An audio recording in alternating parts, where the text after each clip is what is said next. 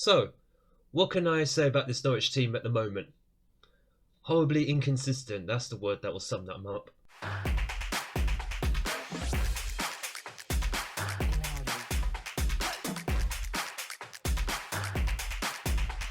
Hello and welcome back to Unemployed to Legend episode 9, Club 3 with Norwich City. My name is Craig and coming up in today's episode we have two Premier League games, home against Bristol City and away against West Ham United. Now, since you were last with me, it's been how long? A week? No, almost a week since the last episode. Again, apologies for that. There's always going to be a gap every now and then between episodes. But since the, where was it, Chelsea and Liverpool games, we've actually hit a decent patch of form until the last four games, where we've lost the last three of the last four games, but incredibly, one win was a 3-0 win against Man City. Now, anyone who follows me on Twitter will have seen, I put up a screenshot of this result, because it was mad. We limited Man City heavily in this one. There was no highlights in the entire first half. And then the second half, apart from that one goal for Matteo Lovato. Oh no, there was two goals? Scrap all that. We had two highlights in the first half, both of them our goals. And then after the break, we just continued carving out chances. And then we went and lost against... I don't really want to show them. We lost against Leicester at the King Power, which was frustrating. That's why we are so inconsistent. But that run of results means that we sit ninth in the Premier League, roughly about where I thought we might sit. But it's just the results that we are losing points on are just so silly. We can play well against the big teams at times, especially at home. But then away from home, we are just horrendous. Horrendous, not just away from home, but also against teams who are effectively mid-table or near the bottom of the league. Leicester, for example, are down in 16th. I can't explain that. Which is why I brought it back for this episode and for this game in particular against Bristol City. Because we do need to beat them. We need to prove that we are better than a team who are inevitably, by the looks of things, going straight back down to the Championship. So this is going to be the 11 that we're going to be sending out. Before I do go through that, I should point out there are a few injury problems. Actually, you can see them right at the bottom. Valentino Lazaro is out for up to 4 weeks. A calf strain. Pereira is out for another week, actually, so he'll be back. I can't remember what his injury actually is. Z is out for up to 3 weeks, and Lewis Potter is back. He'll be back for the next training. He'll be back for the next game against West Ham, so that is absolutely fine. Luka Weichel was injured. He's literally just come back, as was Caceres. In fact, he came back, got re-injured, and now has just gone back again. So annoying. But this is going to be the 11 that we're going to send out against Bristol City. The 4 in goal, Adaramola, Quaresma, Mugmido and Durant in the back 4. Quaresma, I've promised him game time. That's why he's playing ahead of Lovato, and the only reason he's playing ahead of Lovato. Navarro at the base of the midfield. He's very competent now as a defensive midfielder. Well, as a deep line playmaker in a very deep position in midfield. So very, very happy. He's now 3 stars there. Still not his best position, but I do want a playmaker sitting very, very deep in front of our back 4. Stars and Eggestein will play ahead of him. Paulo Cesar as an advanced playmaker. This man has made some leaps and bounds over the past 2 months. He has been seriously very, very good. Yes, his average rating doesn't say a whole lot, but he scored 4 goals and got 1 assist and a Player of the Match awards since, I think, October. Which is really, really excellent. So very, very well done to him.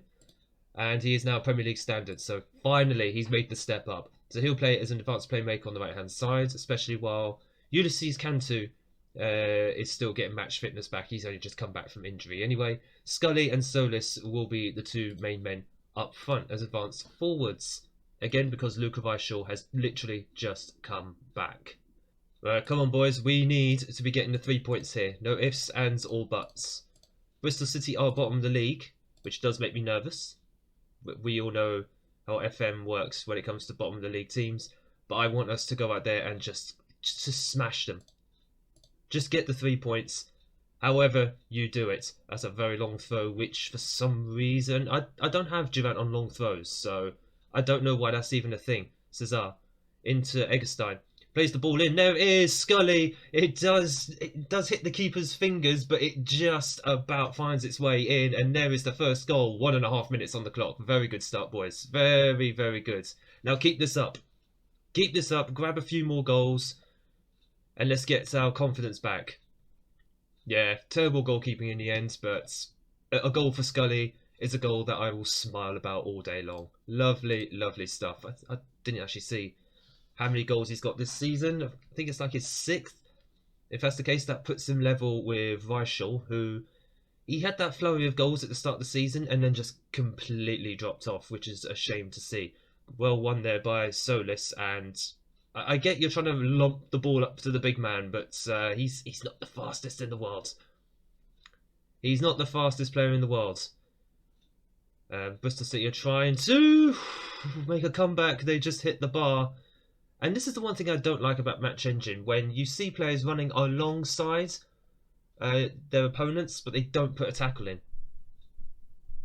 It kind of puzzles me, and it's something I'm not a fan of in this Match Engine. With FM21, it was always how penalties were given away. In FM22, it's about how players don't tackle. Well recovered there in the end by Nafor and Charisma. Omobamido, who, shall I remind you, he's a centre-back and he's playing as a midfielder. Oh my god, guys, what's going on here? We're losing the ball stupidly. Oh, for goodness sake, just take the touch.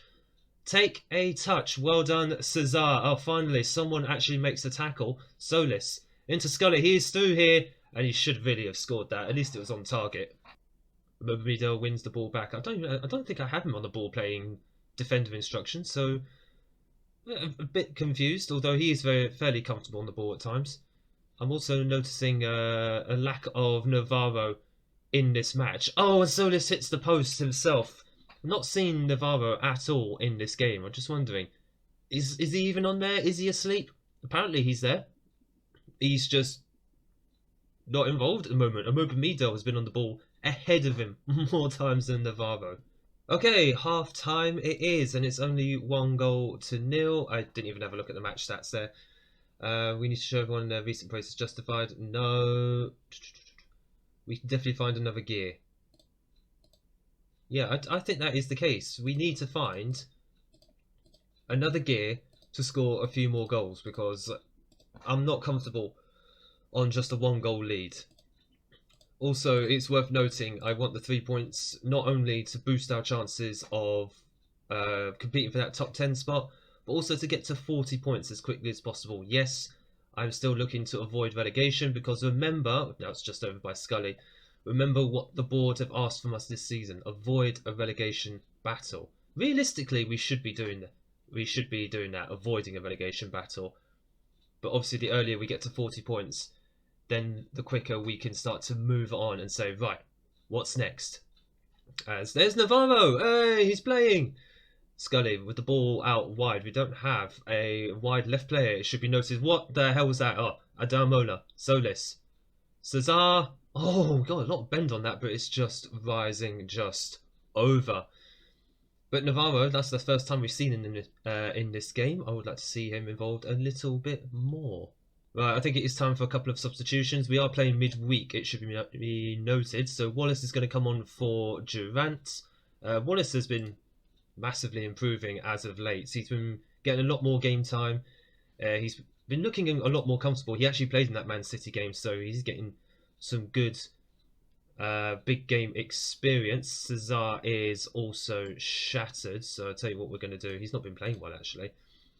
We're going to have Cantu come on. He needs some match fitness anyway, and that will be the only change we'll make for the moment. Our front two are actually tired, so I've just realised. We do have Victories on the bench, so we've definitely got an option to have a 6'4" striker come on and do some damage, hopefully, especially in the air. Scully takes the ball forward. Oh, he hits the post as well. What is with hitting the post in the save? Oh my goodness. Scully, more than anyone, Scully and Victories actually are both as guilty as each other for hitting the post constantly. Goodness me. Oh wow, I've just noticed as well. Newcastle 4, Man City 0. What is going on at the top of the table? Brighton are up there. Man City were top of the league. They're now 4th. Newcastle are now 3rd. Chelsea are now in 2nd. What is going on in that Premier League top 4? That is insane, as we are looking very, very tired with a few players at the moment. And who are we going to bring on here? Upamecano is tired, so Eggestein, in fact, all our midfielders are very, very tired. So Caceres is going to come on just to short up our midfield a little bit. This is why I want the Premier League to have 5 substitutes, because I do feel you need them with the amount of games that you do end up playing. Oh no, what? No, come on. This is not how it's supposed to go. That ball is counted. That ball literally just crossed the line. What the heck is going on? We've had the chances, we just can't finish. Nafor didn't even put his arms out. What is wrong with you, man? Put your arms out. We're going to have to go attacking now, because you lot can't even get a second goal. Pathetic. Absolutely pathetic. I've just realised I don't really want to be shouting into the microphone, but for goodness sake, fire them up. We're tired, and now we're not going to get a chance. This team can't finish. And the game's not going to give us another chance now. You've drawn against Bristol City. Bottom of the table. Be ashamed of yourself, lads. Be absolutely ashamed of yourselves. And who's that? That's Caceres. He can't finish. He can't finish! Oh, yes, he can!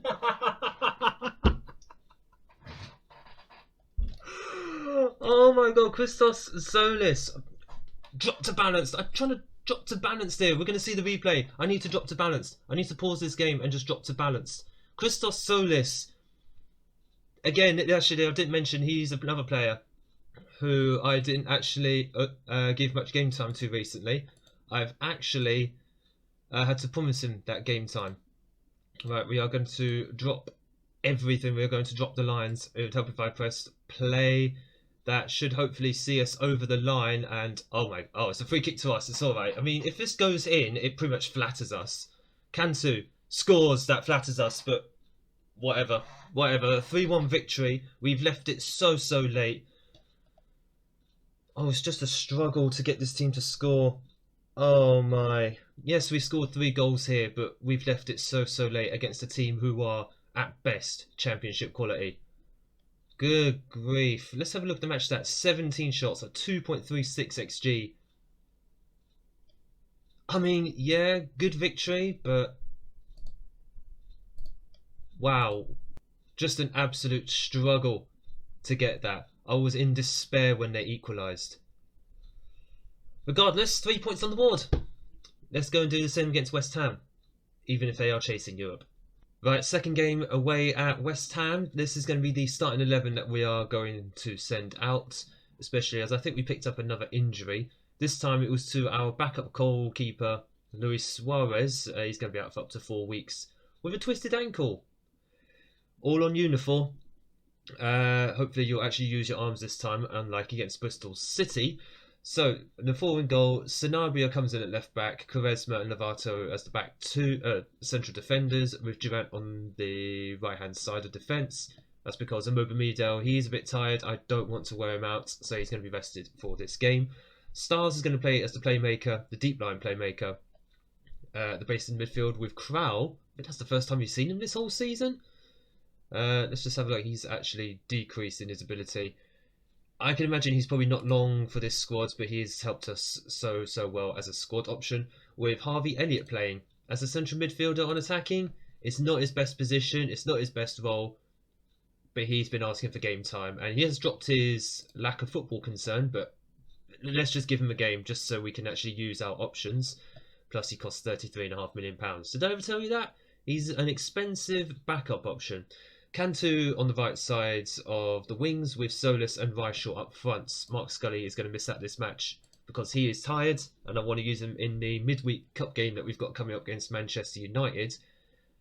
Should be noted actually, if we do make it through to the semi-finals of the League Cup, then I will actually show that on a video. So that'll either be the next episode or we'll jump straight to after the January transfer window. Depends on what happens in that game. Hopefully we can get through, because then it means I can come back a little earlier and get Wednesday's video done a bit earlier. But we'll see how it goes. And this is a game that's on the telly apparently. I never realised. It's fairly strong West Ham side actually. This is the thing that you can tell the difference between our side and the other teams who are above us in the league. As you can see, West Ham is 7th. They are fairly strong. They're still using a lot of real life players who are fairly strong and who have been growing as the save has gone on. Bear in mind, we're in late 2027 now, so 6 years in the future, and, well, 5 years in the future in real life, of course, but 6 years after the game has actually started, and a lot of these players have been developing very, very well in the Premier League, as West Ham have themselves a free kick, which thankfully goes over, but it also means Sanabria is on a yellow card now after, what, 7 minutes? What is it with Sanabria and yellow cards early on in games? It's just nerve-wracking. I think we do have a Daramola on the bench, hopefully, so that's a heck of a long pass back to Nafor from Durant. And there is Cantu, who somehow wins the ball. It's a bit of pinball between him and their left-back. There is Weishall. Solis! That is a goal, actually, because the referee is running away. He doesn't want any part of this. And that is a beautiful goal. Well set up there by Weishall. I don't know if he was aiming for the goal with that header or if he was just putting it into the area as a sort of Hail Mary. I think he was aiming for goal with that. Now that I look at it, I think he was aiming for goal, but Solis was there in the right place at the right time. 1-0 to Norwich City, just as I was just checking. Yeah, Adamola is on the bench, which is good. Never actually mentioned Adamola is sort of a unsung hero of the squad. He has, well, of the starting 11 when he does play, because he has kind of settled in very, very well. And I had my reservations about him at the start. Even when I bought him, I thought he might be a good backup option, but he is good for slotting into that first 11 role, so long may that continue. We're coming in very nicely to half-time. I think there will be a massive jump cut in there post-edit, because nothing actually happened for that last 15 minutes, which is good. That's how we like it. Outstretch the arms. What's this one? I don't want to see even a hint of complacency in your performance. I don't want to see even a hint of complacency. Let's see how this goes.